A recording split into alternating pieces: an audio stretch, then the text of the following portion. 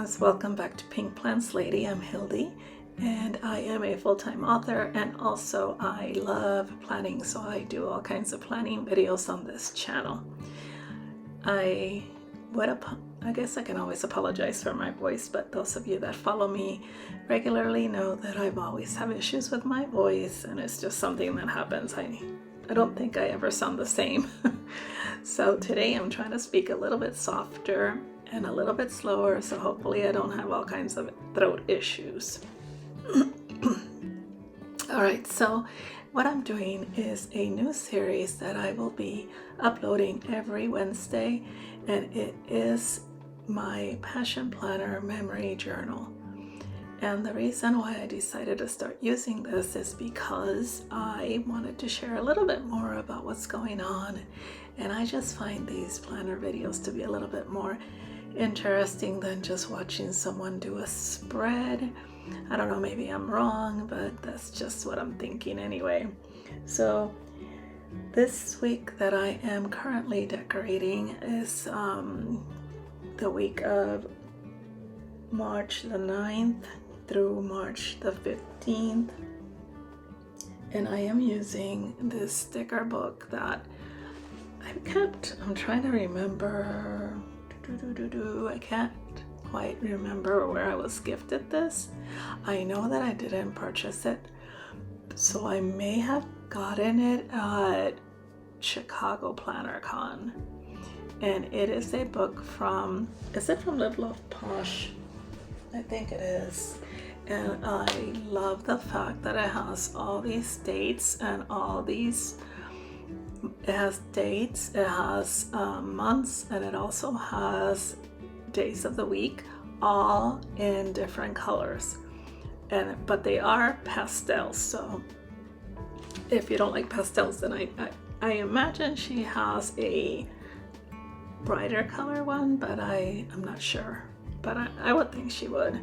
I will check it out, and I will link this book, and hopefully I will remember to also link the other book that I will be using to decorate this spread. I kind of love the fact that this planner was not dated, because I won't feel guilty about skipping a week or two. So what I will do is do my best to decorate from now on, and then upload the videos for you guys to see them.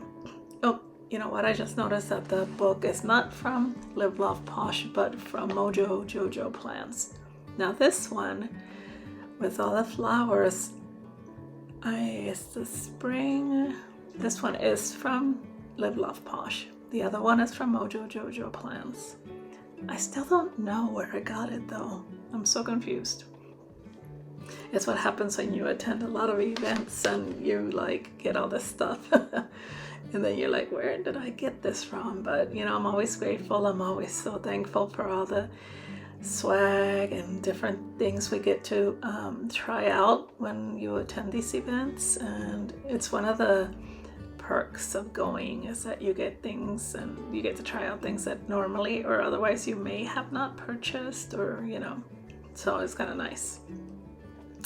Now the flowers that I chose to use this week are kind of a peach shade. They are I think peonies and daisies, and I don't know that you could call it springy, but maybe it is. It's a pastel spread, but so to me it is kind of like a spring collection.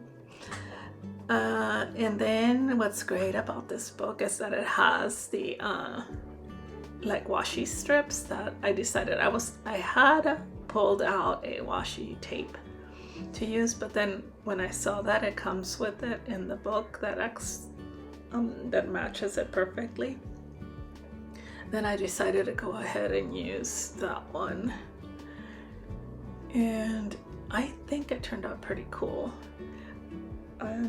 I was going to lift up the stickers and put the strip under it, but I decided, you know what, I'm just gonna do it over them just to make a clear delineation of where the spread, where the decor changes, or you know what I mean, like to let you know that there's a different separate section on the bottom. And so that's what I did on both sides, and it was just enough to do this, and then I had a little bit left over, so I decided to use it on the sides.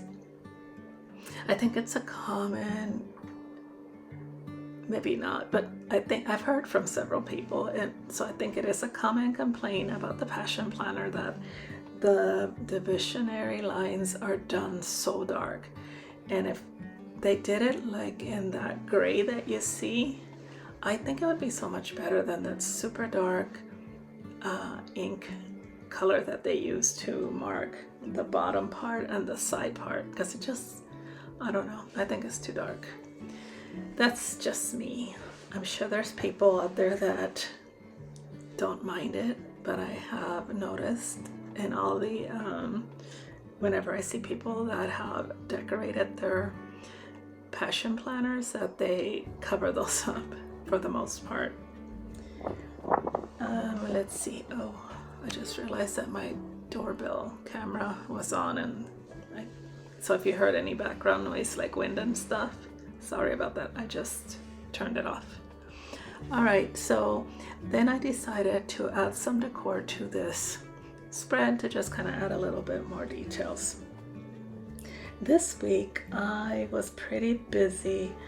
I had a novella that I had to write for my one publishing house, and it's going to be part of an anthology.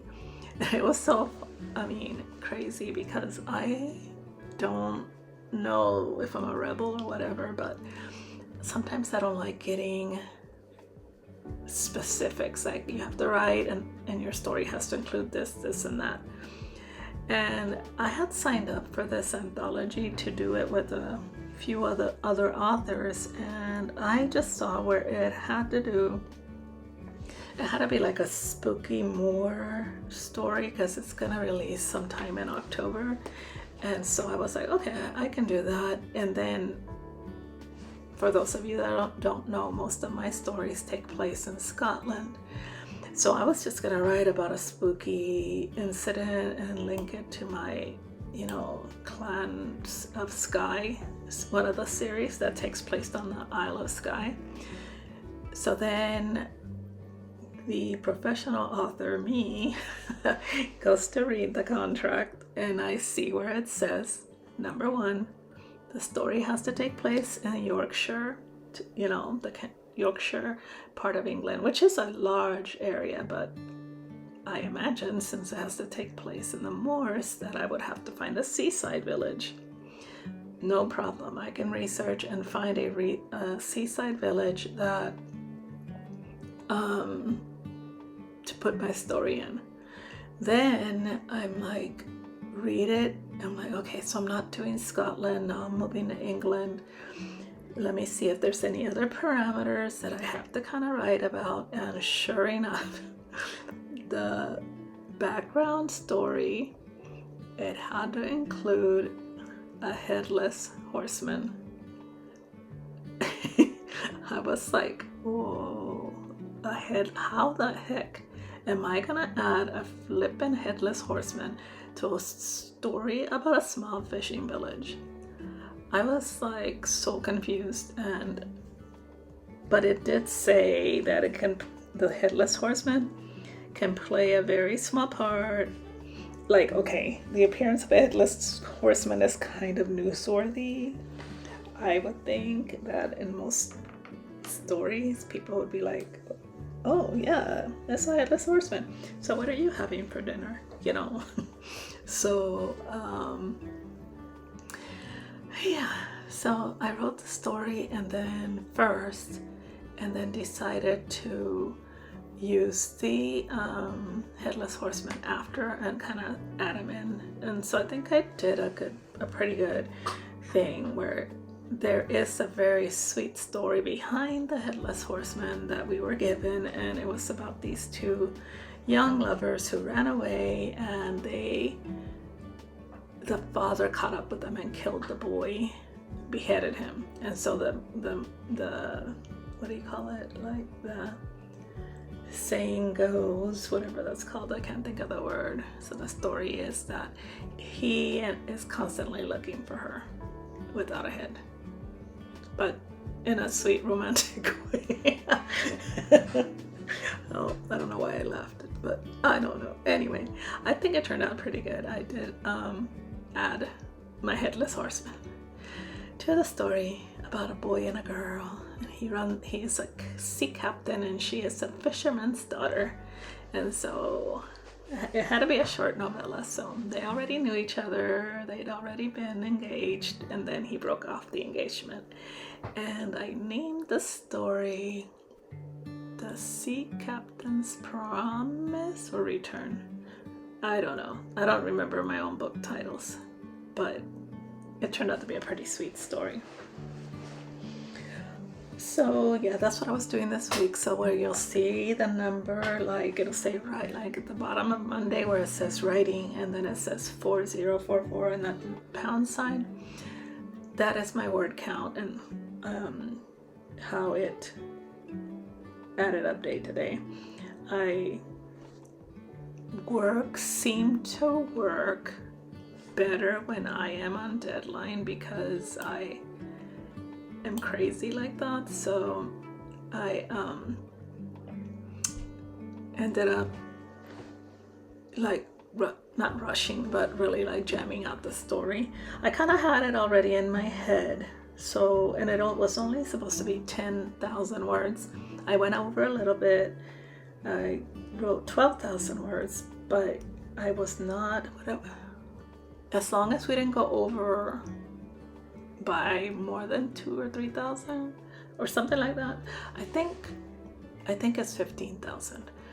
If I didn't go over 15,000, I was okay. So I did 12,000, so I did okay. All right, so other than that, on Tuesday, I wrote most of the day, and then I had an eye appointment. I am so excited because my glasses are 2 years old, but you would think they're 30 years old. They're all scratched up. I don't know what I did to these poor glasses, but I've never had glasses that got so scratched up so fast. So after I got my eye appointment and my prescription, I hurried over to Costco. I picked some glasses, and then the lady was like, no, those are not gonna look good. And I was like, really? And she's like, no, you need to get a smaller frame because the frame that you got is too big, and I am blind. So she said that I would need a smaller one so they don't look so thick, and I didn't ever know that, so I was really glad that she went through and told me all that. So I am so excited about the ones I picked. So I picked up 2 pairs, 1 pair of glasses, clear, and then 1 pair of prescription sunglasses. So we'll see, I'll get them soon. And then let's see what else happened on. I did check off most of the things. Oh, I put on there that I'm planning an event for October. I filmed a video. I don't know what video I filmed. It might have been this one. And then I emailed my doctor about a prescription because they were questioning how long it took me to finish it. And I tried to explain it to that my doctor had instructed me to do half instead of the full amount, but they still wanted to hear from my doctor, which I totally understand. So I was delayed in getting a prescription for like 2 weeks until my doctor contacted them. Let's see what else happened. On Wednesday, I finished the story. I was so excited. Oh my gosh. Because I think number 1, it's always satisfying to finish a story, but then number 2, it turned out to be a really cute story. So it's funny because if you're an author, you understand this, but as you go through the process of writing a book, you get to a point, like in the beginning, you're like excited. And then as the story continues, you're beginning to think, this is stupid. This is not going anywhere. Oh my gosh, what am I going to do next? And then in the middle of the story, you're like, this book sucks. And then as you continue on the bottom, on the downward slope, when you're about to finish the story, then you start falling back in love with it. And so it's always feels so satisfying when you do your ending, especially if you write romance, because it's usually happily ever after, so you feel very satisfied about that. Let's see, we had once I finished it, I also did a quick I write in Microsoft Word, so I did the editor that comes with Microsoft Word has a built-in editor, so I had the editor check it, and of course I found 300 million typos, which I fixed, and then I sat down and read the whole thing, since I only had to do 7. I don't know how I did it. How did I do 7, 8, 9, 10, 11, 12? Yeah, it was done pretty late in the evening, because I even took a break to watch the match. Manchester City played against Real Madrid and they lost. Ugh. And then I went back and finished writing and reading and editing, and I was on a roll because the book was due on Friday, and I knew that I couldn't write on Friday, so I busted my butt, y'all. I busted my butt on Wednesday. On Thursday, I had to go look at what did I do on Thursday? Oh, I went to go look at an event place for an event that was taking place on Saturday. It was a hot mess because we got last minute told that the current place we were going to have this event on Saturday, they double booked us and they canceled us, and no amount of begging would let them change their mind. So we had to hurry up and find an event locale for Saturday, and thankfully a friend of a friend, she is a member of the Lions Club, and she said we could use their facility, and that was so super sweet of them. But on Thursday I had to go look at it to make sure it would work, and so hubby and I went to this place called Warrenville. I went blank there for a minute. Warrenville, South Carolina, which is about 30 minutes from my house. So we went there and looked at the place, and then afterwards he found this really cute diner that called the Blue Top Grill, and we went there for lunch. It was so cute. It was like everybody, people would walk in, and then the server, which was this young guy running around like crazy in shorts, was like, "Hey, Miss whatever," or "Mr. Leon, what can I get you today?" It's like all the locals were there. I'm like, I want to come back and be a local.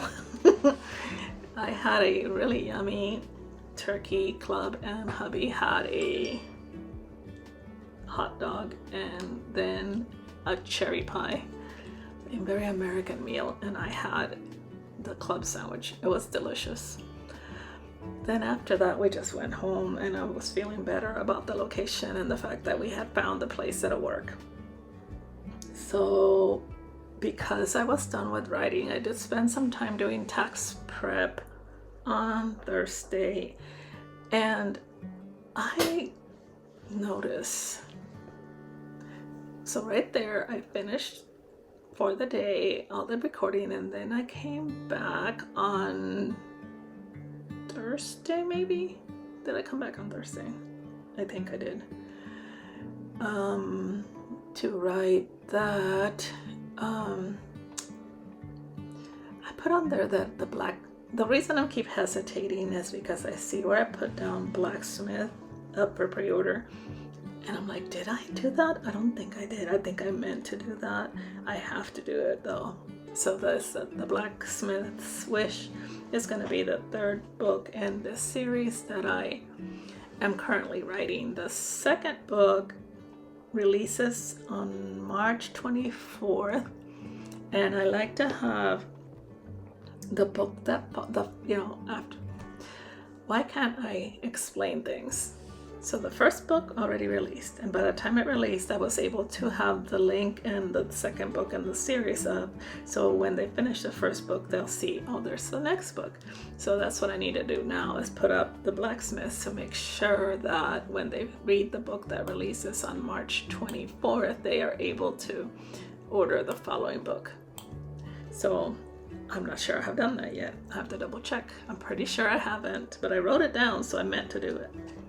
Friday was kind of a sad day. A friend of my husband and I that we have known for many years passed away unexpectedly, and so we went to her funeral. It was very well attended. I do come back and white out what I had written there about edits because, well, the edits were all done. And also I just wanted to fill in about my friend's funeral, and that was just hard to see her husband because, you know, her and her husband did everything together, everything. You always saw one, you saw the other one. They even worked together because they owned a business. So I know that he is going to go through a really rough time.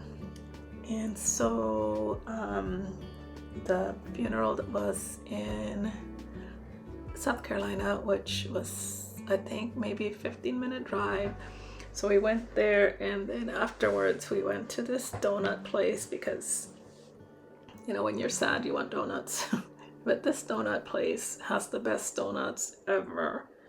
And then it was getting close to lunchtime, so we went and had lunch. And you know, I just kept thinking the whole time, like, we went and had lunch, and then we had to go to the post office. I had to drop off a birthday gift that I was mailing off, and it's like, I kept thinking the whole time is how regular life continues, you know, like life continues after you pass on. And that's okay. That's the way it's supposed to be. I was supposed to spend time with my friend Lauren, but she is a caregiver for her mom, and she had to cancel. And so that's why I'm whiting that out. And then because the whiteout is so not matching, I have wrote something on top of it just to kind of try to camouflage it because it's like looks goofy. I don't like using whiteout in this planner. I'm gonna have to research and see if there's a whiteout that matches it better because that white looks stark. Saturday was the meetup for our event. It was so much fun. We had a great turnout. It was a pajama themed. Everybody had their cute pajamas on. We had a pajama fashion show. We had door prizes. We had tons of pizza. We had that fun game where everybody throws stuff in the middle of the table and everybody grabs their gifts. And I mean, it was so much fun. Spent the whole day there. Got there about 10:30 or 11, and then we didn't leave until like after 5, like 5:30, because we sat around afterwards to chit chat and just, you know, kind of unwind after all the activity and all the fun. So yeah, it turned out to be a lot of fun. And then Sunday, yesterday, church, and there was a good sermon. It was funny because in the middle of worship, the light went out. The electricity just poof went away, but everybody kept singing and worshiping, and actually it turned out to be kind of a cool thing to just have like a guitar and everybody's voices. So yeah, I hope you guys enjoyed this format of videos, and I plan to keep doing them. Just let me know if you guys would like to continue to see these. You'll have to put up with my weird voices because it always changes. So don't forget to like and subscribe, and I'll talk to you guys soon.